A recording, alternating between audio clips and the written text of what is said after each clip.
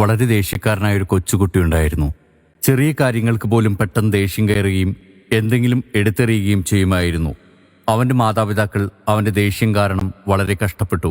എങ്ങനെയെങ്കിലും അവൻ്റെ ദേഷ്യം നിയന്ത്രിക്കണമെന്ന് തീരുമാനിച്ച അവൻ്റെ പിതാവ് ആണി നിറച്ചൊരു ബോക്സും ചുറ്റികയും അവൻ്റെ കയ്യിൽ കൊടുത്തിട്ട് അവനോട് പറഞ്ഞു, നിനക്ക് ദേഷ്യം നിയന്ത്രിക്കാൻ കഴിയാതെ വരുമ്പോൾ വീടിൻ്റെ പുറത്തുള്ള മരത്താൽ നിർമ്മിച്ച വേലിയിൽ ഓരോ ആണി വീതം അടിക്കുക. തൻ്റെ ദേഷ്യം നിയന്ത്രിക്കണമെന്ന് ആഗ്രഹമുണ്ടായിരുന്ന കുട്ടി അത് സമ്മതിച്ചു. ആദ്യത്തെ ദിവസം അവൻ ആ വേലിയിൽ 37 ആണികൾ അടിച്ചു. അടുത്ത ഏതാനും ആഴ്ചകൾക്കുള്ളിൽ അവൻ അടിക്കുന്ന ആണികളുടെ എണ്ണം ക്രമേണ കുറഞ്ഞു വന്നു. അവൻ കോപം നിയന്ത്രിക്കാൻ തുടങ്ങി. ആണികൾ വേലിയിൽ അടിക്കുന്നതിനേക്കാൾ എളുപ്പത്തിൽ ദേഷ്യം നിയന്ത്രിക്കാൻ കഴിയുമെന്ന് അവൻ കണ്ടെത്തി. അങ്ങനെ ആ ദിവസം വന്നെത്തി. അല്പം പോലും ദേഷ്യം തോന്നാത്ത ആ ദിവസം അവൻ തൻ്റെ പിതാവിനോട് സ്നേഹപൂർവ്വം സംസാരിക്കാൻ തുടങ്ങി. അങ്ങനെ ഒരു ദിവസം അവൻ്റെ പിതാവ് പറഞ്ഞു, നിനക്ക് ദേഷ്യം തോന്നാത്ത സമയങ്ങളിൽ ആ വേലിയിൽ നിന്നും ഓരോ ആണി വീതം പുറത്തെടുക്കണം. അങ്ങനെ അവൻ ഓരോ ആണികളായി പുറത്തെടുക്കുവാൻ തുടങ്ങി. ആണികൾ പൂർണ്ണമായി പറിച്ചെടുത്ത ശേഷം അവൻ പിതാവിൻ്റെ അടുക്കലെത്തി. അദ്ദേഹം അവനെ ആ വേലിക്കരികിലേക്ക് കൂട്ടിക്കൊണ്ടുപോയിട്ട് അവനോട് പറഞ്ഞു, മിടുക്കൻ, നീ ഞാൻ പറഞ്ഞ കാര്യം നന്നായി ചെയ്തു.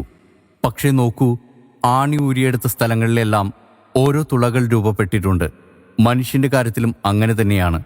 നമുക്ക് ദേഷ്യം നിയന്ത്രിക്കാൻ കഴിയാതെ നമ്മൾ മറ്റുള്ളവരോട് മോശമായി പെരുമാറുകയും മറ്റുള്ളവരുടെ മനസ്സിൽ വലിയ മുറിവുണ്ടാക്കുകയും ചെയ്യും.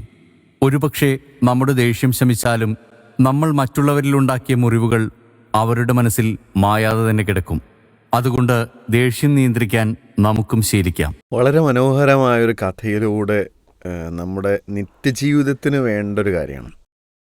ഇതിൽ പലപ്പോഴും ഖുർആൻ പറഞ്ഞിട്ടുള്ളൊരു കാര്യം നമുക്ക് കാളിമീന ലോയില്ല എന്ന് പറഞ്ഞൊരു പദമാണ് ഓർത്തു പോകുന്നത്. ദേഷ്യത്തെ കൺട്രോൾ ചെയ്യുക എന്ന് പറയുന്നത് വിഴുങ്ങിക്കളയുക എന്നാണ് പറഞ്ഞിട്ടുള്ളത്. കാരണം അത് പുറത്തേക്ക് പോയി കഴിഞ്ഞാൽ അത് പാടും ആഴവും മുറിവും ഉണ്ടാക്കുന്ന കാര്യമാണ്. അതെ അതെ.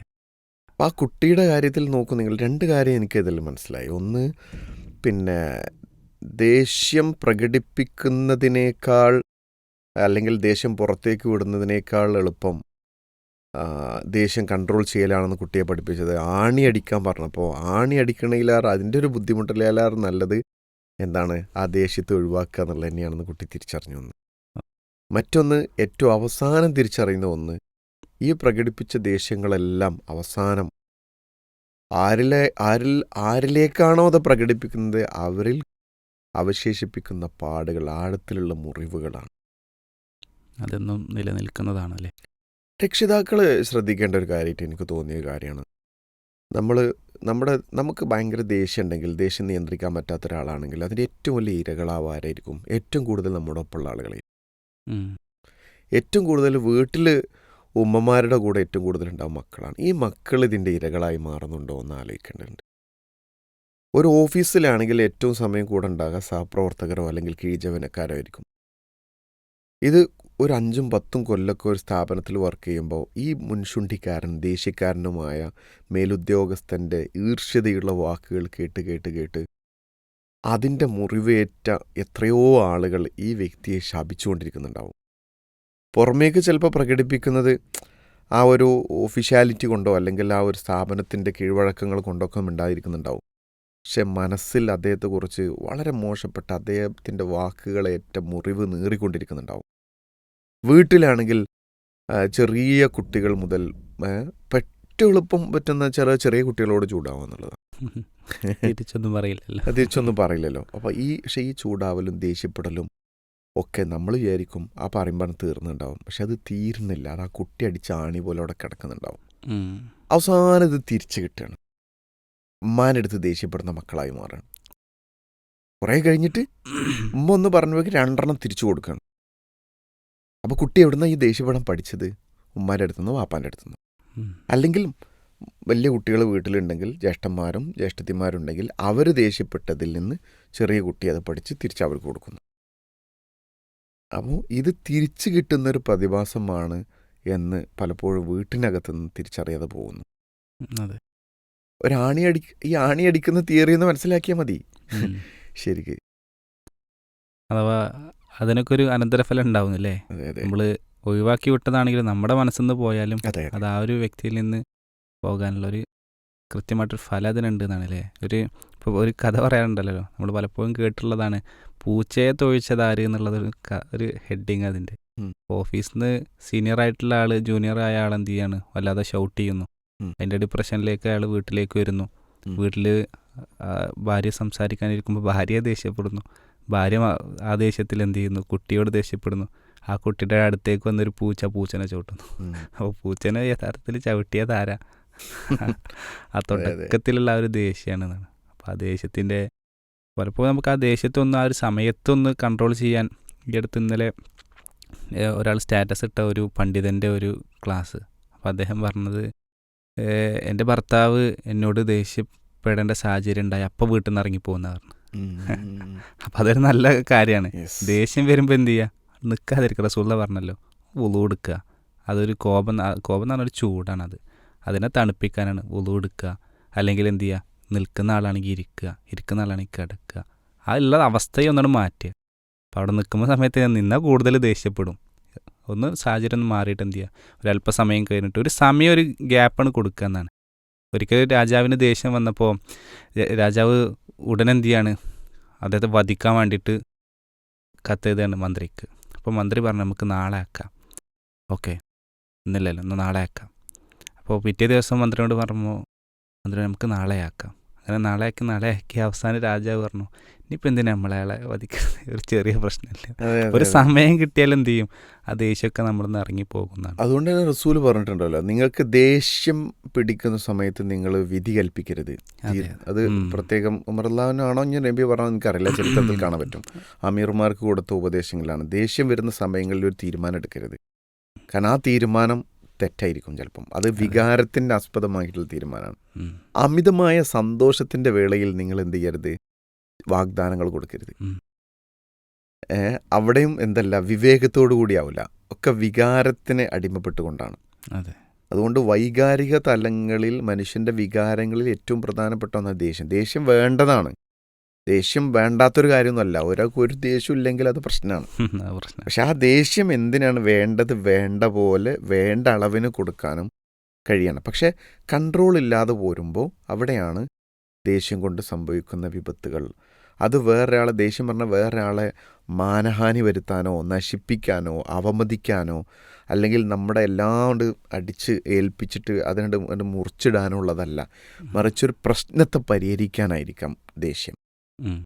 ഒരു വിഷയത്തിൻ്റെ ഗൗരവം കൊണ്ടുവരാനായിരിക്കാം. മക്കൾ ചെയ്യുന്നൊരു തെറ്റിന് ഉണ്ടെങ്കിൽ ആ തെറ്റിൻ്റെ ഗൗരവം ഓർമ്മപ്പെടുത്താൻ ദേഷ്യപ്പെടേണ്ടി വരും. പക്ഷെ ആ ദേഷ്യം എന്തിന് എന്ന് കുട്ടിയെ ബോധ്യപ്പെടുത്തുന്ന അവസ്ഥയാണ് പറയുന്നത്. പലപ്പോഴും കുട്ടികൾ എന്നോട് ബന്ധിനം വെച്ച് ദേഷ്യപ്പെട്ട്, എന്നോട് ബന്ധിനം വാപ്പ ചീത്തറിന് എന്തിനാ, എനിക്ക് മനസ്സിലായില്ല. അങ്ങനെ മനസ്സിലാവാത്ത കുറേ ദേഷ്യങ്ങൾ സ്വീകരിച്ചു പോകുന്ന, കുറേ കലമ്പലുകൾ കേട്ടുപോകുന്ന മക്കളെയല്ല നമ്മൾ സൃഷ്ടിക്കേണ്ടത്. അതേപോലെ ശ്രദ്ധിക്കേണ്ടത് കുട്ടിയെ ദേഷ്യം പിടിപ്പിക്കാതിരിക്കണം. ചെറിയ കുട്ടികൾ അവർക്ക് ദേഷ്യം വരുമ്പോൾ ആ ദേഷ്യത്തെ എങ്ങനെ കൺട്രോൾ ചെയ്യണം അവരെ പഠിപ്പിക്കണം. അവരെ ശ്രദ്ധ മാറ്റിക്കൊണ്ടോ അല്ലെങ്കിൽ അവരോട് അവരെ മുന്നിൽ കൂളാവുക. അവർ കുട്ടിയൊരു കാര്യത്തിന് ദേഷ്യം വരുമ്പോൾ ഇരട്ടി അങ്ങോട്ട് പറയില്ലല്ലോ, മറിച്ച് എന്ത് ചെയ്യണം, കുട്ടിയെ ദേഷ്യം എങ്ങനെ കൺട്രോൾ ചെയ്യണമെന്ന് കുട്ടീനെ പഠിപ്പിക്കണം. ശരിക്ക് പലർക്കും അറിയില്ല എങ്ങനെ ഈ ദേഷ്യം കൺട്രോൾ ചെയ്യേണ്ടതെന്ന്. കുട്ടികൾക്ക് പ്രത്യേകിച്ചും അറിയില്ല. കാരണം കുട്ടിയുടെ ഇമോഷനാണ് എപ്പോഴും മുന്നിലുണ്ടാവുക. അമിഗ്ദല ഹൈജാക്കിംഗ് എന്ന് പറയും. മനുഷ്യൻ്റെ ഇതിൽ സൈക്കോളജിയിൽ ചിലപ്പോൾ അങ്ങനെ പറയുന്നുണ്ട്. മനുഷ്യൻ്റെ ഈ പ്രീഫ്രണ്ടൽ കോർട്ടെക്സ് എന്ന് പറയും, അത് കുറച്ചുകൂടി പക്വത എത്തുമ്പോഴാണ് വികാരം ഓരോന്നിനെ വിവേകത്തോടു കൂടി പെരുമാറാൻ പഠിക്കുന്നത് കുറച്ചുകൂടി ബുദ്ധി വികസിച്ച് കഴിഞ്ഞതിന് ശേഷമാണ്. പക്ഷെ കുട്ടികൾക്ക് വികാരങ്ങളെ കൺട്രോൾ ചെയ്യാൻ കഴിയില്ല. അതുകൊണ്ട് നൊലോളിക്കുന്ന കുട്ടിക്ക് കരച്ചിൽ എങ്ങനെ നിയന്ത്രിക്കേണ്ടതെന്ന് അറിയില്ല. ദേഷ്യപ്പെടുന്ന കുട്ടിക്ക് എങ്ങനെ ദേഷ്യം നിയന്ത്രിക്കേണ്ടതെന്ന് അറിയില്ല. അതിന് നമ്മൾ തിരിച്ചതേ ദേഷ്യം കൊടുക്കുമ്പോൾ കുട്ടി കൂടുതൽ പ്രയാസത്തിലേക്ക് അകപ്പെടുകയാണ് ചെയ്യുക. അപ്പോൾ അവിടെ കുട്ടിയോട് കാമാവുക, ക്വയറ്റാകുക, ശാന്തമായിട്ട് കുട്ടിയുടെ മുന്നിൽ നിൽക്കുക. അപ്പോൾ കുട്ടി സ്വാഭാവികമായിട്ടും പതിയെ കുട്ടീൻ്റെ ശ്രദ്ധ തിരിക്കാം. അങ്ങനെയൊക്കെയാണ് ആ കാര്യത്തിൽ. അപ്പോൾ ആ കുട്ടീനോട് ആണി അടിക്കാൻ പറഞ്ഞല്ലോ.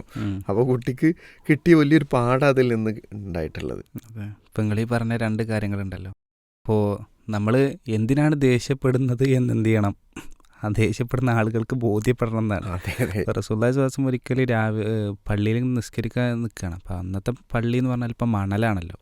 അപ്പോൾ റസൂലുള്ള ദേഷ്യപ്പെടുന്നുണ്ട്. റസൂലിൻ്റെ മുഖത്ത് ആ ദേഷ്യം കണ്ടു എന്നാണ് സ്വഹാബകൾ ഹദീസിൽ കാണാം. അപ്പം എന്ത് റസൂൽ ദേഷ്യപ്പെടാൻ കാരണം, പള്ളിയിൽ കഫം കിടക്കുന്നുണ്ട്. തുപ്പലം കഫം അവിടെ കിടക്കുന്നുണ്ട്. അതെവിടെ കിടക്കുന്നത്? നേരെ ഖിബിലക്ക് മുന്നിലായിട്ടാണ്. അപ്പോൾ റസൂലുള്ള വല്ലാതെ ദേഷ്യപ്പെട്ടിട്ട് റസൂലുള്ള പറഞ്ഞു കൊടുക്കുന്നുണ്ട്, മുന്നിൽ തുപ്പാൻ പാടില്ല, നമ്മൾ അള്ളാഹിനോട് സംസാരിക്കല്ലേ, അപ്പോൾ നിങ്ങൾ എന്ത് ചെയ്യരുത്, ദേഷ്യപ്പെടുന്നത്. കാരണം പറഞ്ഞു കൊടുക്കുകയാണ്. എന്നിട്ട് പരിഹാരം പറഞ്ഞു കൊടുത്തു. നിങ്ങൾ എന്ത് ചെയ്യരുത്, ഇങ്ങനെ മുമ്പിലേക്ക് തുപ്പരുത്. തുപ്പാണെങ്കിൽ ഇടത്തെ ഭാഗത്തേക്ക് തുപ്പിയിട്ട് എന്ത് ചെയ്യുക, അവിടെ മണ്ണിട്ടിട്ട് മൂടുക. കൃത്യമായ പരിഹാരം. എന്തിന് ദേഷ്യപ്പെട്ടു, ഇനി അത് അതിനുള്ള പരിഹാരം കൃത്യമായിട്ട് പറഞ്ഞു കൊടുക്കുകയാണ്. അതേപോലെ തന്നെ എന്ത് ചെയ്യാണ്, നിങ്ങൾ പറഞ്ഞ പോലെ തന്നെ ദേഷ്യം എന്ത് ചെയ്യുക, കൺട്രോൾ ചെയ്യാൻ പഠിപ്പിക്കുക അല്ലേ. ഇപ്പോൾ റസൂലുള്ളാഹി സ്വല്ലല്ലാഹു അലൈഹി വസല്ലമയുടെ അടുത്തേക്ക് സഫിയ റളിയല്ലാഹു അൻഹയുടെ അടുത്ത് ഒരു പലഹാരം കൊണ്ട് ചെന്നപ്പോൾ ആയിഷ ബീവി തട്ടുന്നുണ്ടല്ലോ. ആ സമയത്ത് റസൂലുള്ള അവർ അതാണ് അവിടെ എന്ത് ചെയ്യണം, അവരെ കമാവാൻ വേണ്ടി പഠിപ്പിക്കണം. മിണ്ടാതെ എന്ത് ചെയ്തു, അതെല്ലാം പെറുക്കിയെടുത്ത് അത് അവിടെ പഠിപ്പിക്കലാണ്, ഒരു പാഠം അവിടെ പഠിപ്പിച്ചു കൊടുക്കുകയാണ്. എത്ര ദേഷ്യമുണ്ടെങ്കിലും അതിനവിടെ കാമാക്കിക്കൊണ്ട് കൊണ്ടുവരുന്ന ഒരു സാഹചര്യം ഉണ്ടാക്കുകയാണ് യഥാർത്ഥത്തിൽ. ഈ വിഷയത്തിൽ ചില പറയുകയാണെങ്കിൽ ഇപ്പോൾ നമുക്ക് കുറേ പോവാം. അത്രയും വിശാലമായൊരു കാര്യമുണ്ട്. കാരണം ഇതിൻ്റെ റെമഡിയൽ എല്ലാ രംഗത്തും ഇസ്ലാം പഠിപ്പിച്ചിട്ടുണ്ട്. ഇന്ന് ലോകത്ത് നടക്കുന്ന എല്ലാ യുദ്ധങ്ങളുടെ പിന്നിലും ഈ ഒരു ദേഷ്യമായിരിക്കും. ചിലപ്പം ഒരു ദേഷ്യം കൊണ്ട് തുടങ്ങിയിരിക്കാം. കൊലപാതകത്തിൻ്റെ പിന്നിൽ ഈ ദേഷ്യമായിരിക്കാം. ഈ അടുത്ത കാലത്ത് നടന്ന നമ്മുടെ സ്കൂളുകളിലൊക്കെ നടന്ന പല കൊലപാതകങ്ങളൊക്കെ അതിൻ്റെ പിന്നിലുള്ള കാരണങ്ങൾ അന്വേഷിച്ചവർ പക്ഷേ ആ ഒരു ചെറിയ എന്തൊരു വാശിപ്പുറത്തുണ്ടായ ദേഷ്യം അല്ലേ, അതാണ് നമുക്ക് പലപ്പോഴും മനസ്സിലാക്കാൻ സാധിക്കും. അപ്പം അതുകൊണ്ട് ഏതെങ്കിലും ഒരു ദിവസമോ ഒരു മാസമോ എപ്പോഴെങ്കിലും ചിന്തിക്കേണ്ടല്ല, ദിവസവും നമ്മൾ നമ്മുടെ ഈർഷ്യത എവിടെയെങ്കിലും പരിക്കുകൾ ഏൽപ്പിക്കുന്നുണ്ടോ എന്ന് ആലോചിക്കേണ്ടതുണ്ട്. ആ ദേഷ്യം എന്ന വികാരത്തെ ശരിക്കും എന്തിനു ഉപയോഗപ്പെടുത്തണമെന്ന് ചിന്തിക്കണം. ഇസ്ലാം പറഞ്ഞ കാര്യങ്ങൾ നമുക്ക് മനസ്സിലാക്കാൻ കഴിയണം.